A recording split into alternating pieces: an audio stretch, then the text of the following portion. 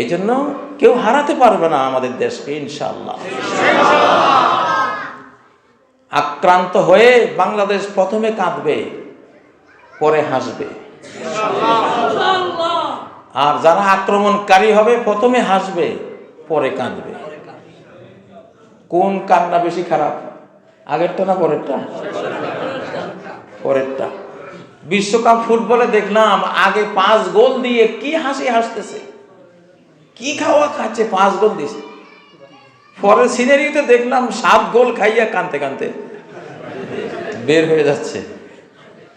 ভাই, এটা ইতিহাস বলে দিলাম। আগামী বাংলাদেশ তো আক্রান্ত হচ্ছে, হবে, ভিতর থেকে বাইরে থেকে আক্রান্ত হবেই, এটা হচ্ছে। তো যারা আক্রমণকারী ওরা প্রথমে হাসবে, দিশি শেষ করে, কিন্তু পরে এমন মার খাবে রে ভাই, আসমান জমিনের মার।